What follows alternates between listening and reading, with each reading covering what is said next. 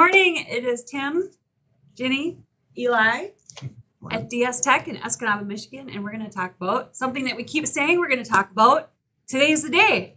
Yes. We're going to talk about backups and the importance of them and all the ways that you should back up and just a few nice tips to help you out and keep your data safe and secure and available. That's right. In case you need it. So make sure you visit our website, and you know what? Drop the word backup if you want Eli to take a look at how your backups are working. That's right. that Whoa. is that Back part- up. wait. Drop it in the comments. Is that part of the scan at all? I mean, is that part of? Not really, right? Because the scan is for like dark web and stuff like that. I will talk to technicians and check your backup status. Anyway, And I don't even well, care if if it's it's on not- the galactic yeah, scan. if it's That's not right. if it's not part of the scan, it's not a big It's deal. part of the Eli scan. If you have questions, The please Eli drop mic. them. As your, All I right. have some executive reports that I can get. Ah, Yes.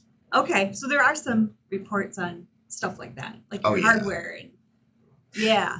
Yeah. Okay. Anyway, we have all kinds of tools. It's amazing. So first I'm going to go for some of the importance of the different reasons you should have a backup, and then we'll go into kind of some of the different ways that it is done and secure and kind of just everything about the different backups. So the biggest reason right off the get-go is for data loss prevention. So obviously backups protect against accidental deletions, hardware failures, or server breaks. If you have a good backup, you can spin up your server again. You might have to get a new physical machine, but you can have all the data there, and it just makes that recovery process a lot quicker. So having a good backup will recover for that. For obviously ransomware and cyber protection, we talk about that a lot on this channel. So anytime you get a ransomware event or some sort of cyber incident, typically the go-to is to roll to a point in your backup before the incident happens. So that's why it's important to make sure you have all your security software. They're not just sitting on your networks for long times, things like that. And so that way we can get the backup to a good point in time and recover quickly. Having, again, business continuity. So again, if there's a data loss or system failure, sometimes you can even spin up a backup in the cloud to have like a temporary office to work out of while you're actually getting your physical computer stored up as well. So you can have kind of that ongoing business during an event or disaster. Compliance and regulations. A lot of industries actually are requiring you to have good quality backups now, depending where you're at. If you're a medical industry, HIPAA, things like that, they just require you to have it. It just you got to make sure you have it. It's just part of the compliance and legal requirements. What happens if you don't? Probably big fines if you get caught not having backups. Is Then probably how they keep get that compliant, I Fines, guess. and then you'll have backups. Yes. And And your then backups will cost a lot more. I think they can. cyber insurance too, right? Yeah, cyber insurance can probably won't even revoke cover your you anymore if you don't have insurability, backups. It's no joke. I mean, it's The fines are no joke. no. Yeah, they're no joke. Mhm. Okay, so make sure You won't be feeling comply. fine. Yes. That's Comply. fine. Yes. Yeah. It can also help protect against human error. So employees can accidentally delete files sometimes, things like that. Regular backups allow recovery of files or entire systems again.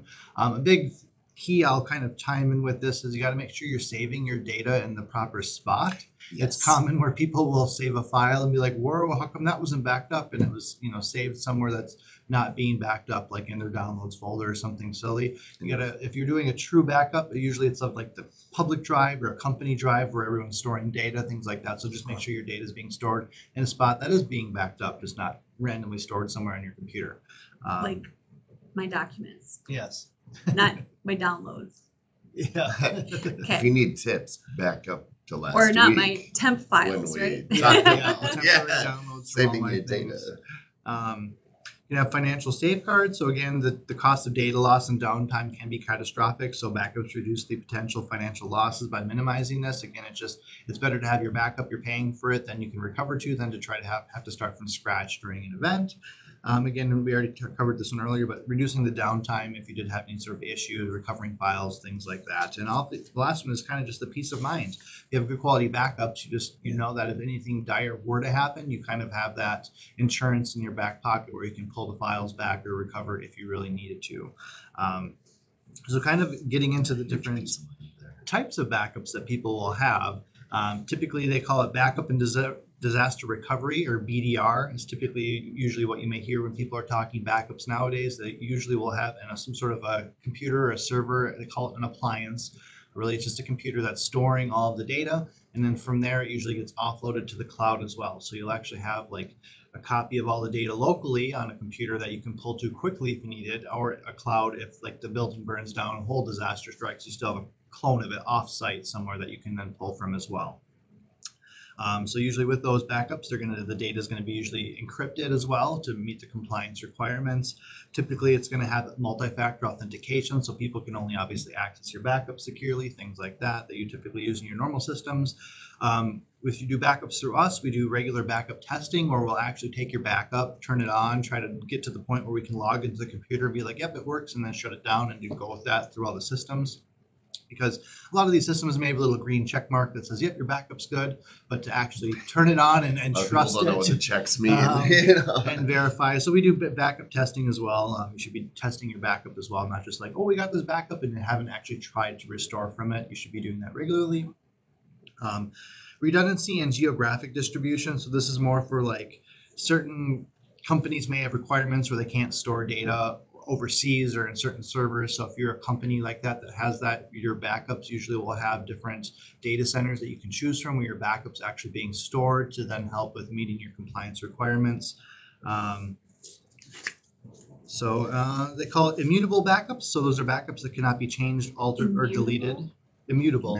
Yep. Immutable. So That's once a they're fancy written, word. it makes them resistant to ransomware and other attacks. So usually every once in a while, say you're doing backups, every month there might just be like a hard coded version of everything that's just kind of the locked version that if anything were to happen, we can have this immutable version that hasn't been changed or altered. Oh. Otherwise, typically what will happen is if you backed up everything, the next day your backup's only going to kind of update the changes that has happened during the day. It's not doing like a full backup every single day. That would be too much Okay. data. So typically it's I called get an it. iterative backup. They just the changes, but every once in a while they'll have a full hard copy And kind that's of the immutable immutable backup. backup is the one Yep. that Yeah. it's like saving it on a Carbon read, copy. like after and the old school, right? Yep. You change the floppy disk to unwritable. Unread, yeah, you move the thing in the corner so it can't be written to a red anymore. So- Exactly. There you go. Okay. Yep. So, If yes, anybody's old like Just me. learn something.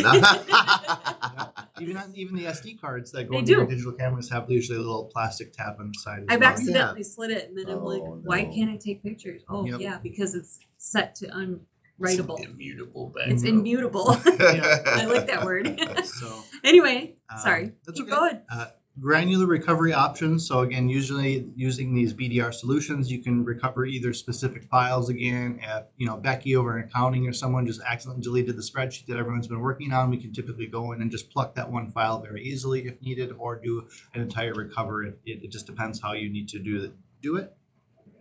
They're going to have role-based access control, meaning that only people who have certain access are able to get in, and it's going to follow the same permissions as your normal files. So like accounting will only be able to This access is- the accounting and various things This is like our cue. Trust no Trust no one. that. Yeah. Zero Yeah. trust, right? Zero So trust. you only need Access the to data only that what you need to write. know. Yep. Only what you need access to, only what Yep. you need to know. And lastly, you have a backup frequency and automation. So typically your backups, either it's hourly, it could be nightly, it could just be depending on your business, how it's set up, the different times at which it's taking backups. That's going to be set and configured during the initial setup period. And then the other part of this is the cloud safety of that. So typically you have your backups of like your physical servers, your computers. You might have them being stored on like a physical server in your office, and those files now are copied to the cloud too. Well, on top of that, you can actually have complete cloud backups of, say, your Microsoft environment, where you could take all your users' OneDrive files and create a cloned, separated copy of all of those files as well, because if that user were to ever be compromised, that attacker could potentially get into their downloads or their OneDrive files as well. So you're going to want to have a copy of that that's completely separate from your Microsoft, but that you can then restore to if you ever needed to get copies of those. So that's where you have your cloud backups as well. And I highly recommend getting those if you are definitely living in the Microsoft 365 land, just for everything. think It we're- includes your emails as well and all that stuff. Requiring it now, I think. Are we getting to that point where we I have I to, think we are just for the Yeah. if you have M365. Microsoft? Yeah, Microsoft Office. 365, it's almost a requirement now, just because, not insurance companies aren't requiring it exactly yet, but I guarantee you in a year or It's two, coming. it's gonna be the requirement. So we're just like to stay ahead of the curve with our clients, and we're like help nudge them along in the right direction ahead of time. So if you have M365 through us, you probably already have the Axiom Cloud protection. We've probably talked about it. Yeah. Yeah. So, yeah, so that's it. Pretty much everything backups. You got your physical backups and, server backups. You have the entire computer backups, and then you have your account backups now. And that's the cloud copies of your Microsoft stuff, because you might not just be on one computer. You might be on a desktop and then a laptop, and your files might be spread through all of it in the And it cloud. follows the And so account. you want to have that being backed up separate completely from your existing login in a true backup. So, It's a lot more Beautiful. complicated than Yeah. just 3, 2, A 1 lot of anymore. people think right? it's Yeah, just doing it's a lot. some tests. yeah. That's funny. Interesting. Good stuff.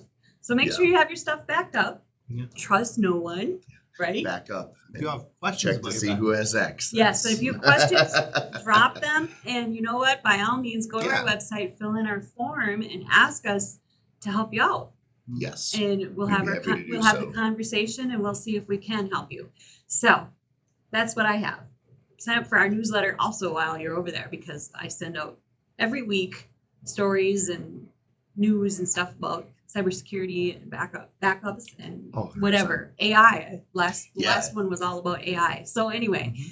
make it a great day. We'll see you next time.